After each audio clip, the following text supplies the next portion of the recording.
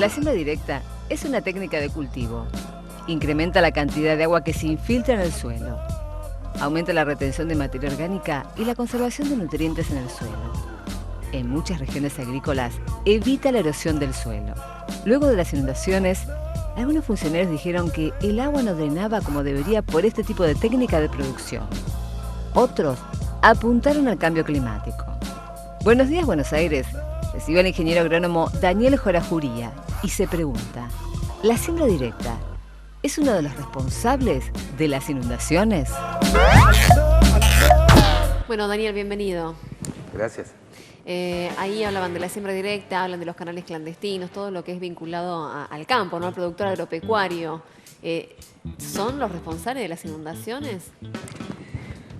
Hablar de siembra directa y responsabilidad de inundación y encima hacerlo con seguridad, a mí me suena esa seguridad que tienen los necios solamente sobre cualquier tema de tecnología. La siembra directa tuvo comienzos importantes en el país en los años 80. Yo creo que antes de destacar algo más de siembra directa tenemos que destacar qué pasa con la no siembra directa. Es decir, la intervención del hombre en el afán de producir más, afán y necesidad de producir más alimentos para una población creciente. Al introducir la siembra directa, lo que hace es respetar a la naturaleza. Cuando se hace la labranza del suelo, como hacíamos 20 años atrás en Argentina como modal, es de las peores intervenciones que el hombre va a hacer. Es decir, un laboreo convencional, como se hacía antes, es una intervención sobre la naturaleza muy fuerte. Sí. La siembra directa es una forma de respetar el ritmo natural, el ritmo que la naturaleza tiene, para mantener y para recuperar la capa superior del suelo, que es el patrimonio más importante que tenemos. ¿Por qué? Porque ese es el que guarda las condiciones de producir. No sé que nada tendría que ver entonces con lo que se produjo. Yo diría que exactamente al revés. Claro. Sin ser un experto en cuencas, pero el responsable de las inundaciones que reciben y se notan más en las ciudades, pero que existen también en el campo, y una gran superficie de la provincia de Buenos Aires en este momento está incapacitada de siquiera pensar en producciones en los próximos meses, sacando el ganado del campo porque se ahoga, de modo que no solo las ciudades se inundan, el campo también se inunda y trae perjuicio. Es más notorio en la ciudad. En la ciudad, básicamente, cuando el agua de la cuenca llega a la ciudad, no tiene posibilidad de infiltrar. Claro. Porque hay asfalto, porque hay encima una ausencia de política de urbanización, hace que se aprueben, y se lo sigue haciendo, construcciones, estos barrios privados o edificios importantes alrededor de la ciudad, sin que nadie se fije en la cota del terreno que están dando. Entonces, como es inundable, porque vivimos en una región sin mucha pendiente, entonces es inundable, si cada edificio que se hace levanta la cota del terreno, no hacen otra cosa que volcar toda el agua de la cuenca. La cuenca es toda el agua que va hacia ese río o ese desagüe. Ese río obviamente va a subir al nivel cuando la lluvia es grande. Claro. Ahora, centrándonos en lo que es el sector del campo. Ahora, con estas inundaciones que se habla de pérdidas millonarias para los productores en el campo en general en la provincia de Buenos Aires. ¿Cómo hace una persona que se dedica, por ejemplo, al trigo, que dicen que fue uno de los cultivos más perjudicados ahora? ¿Cómo sigue su trabajo?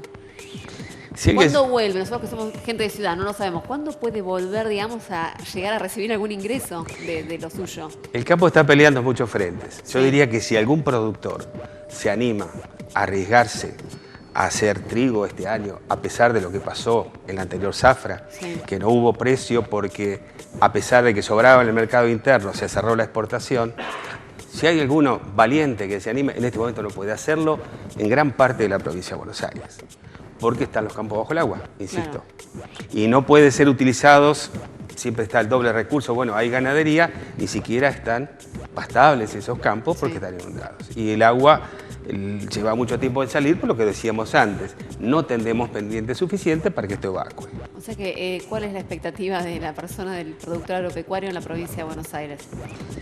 Las expectativas son malas. En la zona que yo me muevo, es un poco hacia el oeste, la zona Lobo, Roque Pérez, eso está todo bajo el agua y se viene viendo hace rato que lo que el año pasado fueron alquileres normales para esa zona, arrendamientos normales de campo, se han suspendido. En principio, algunos se animan a hablar de aparcerías, o sea, pagar con un cierto porcentaje de lo que se gana, pero un cierto porcentaje de cero sigue siendo cero.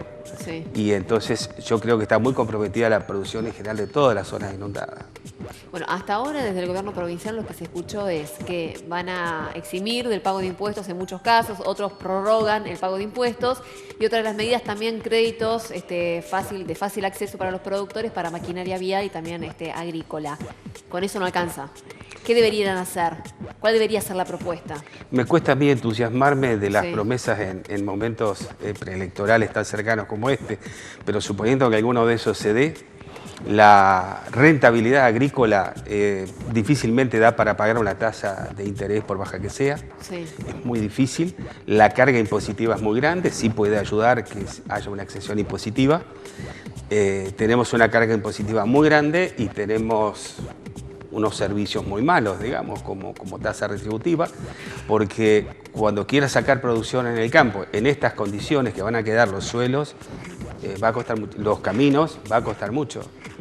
Ya tenemos productos con sobreprecios en el mercado, no porque no se estén produciendo como la cebolla, sino que no se los puede sacar porque los caminos de tierra no permiten transitar. Claro. Bueno, la cebolla se fue, ¿no? Se fue como...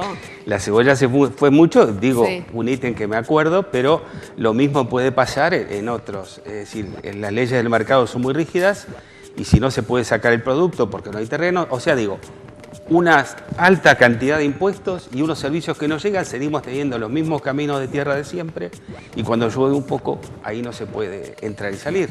claro. Eso hace que el panorama sea realmente difícil, como tú decías. Bueno, gracias, Daniel. Por nada, a ustedes.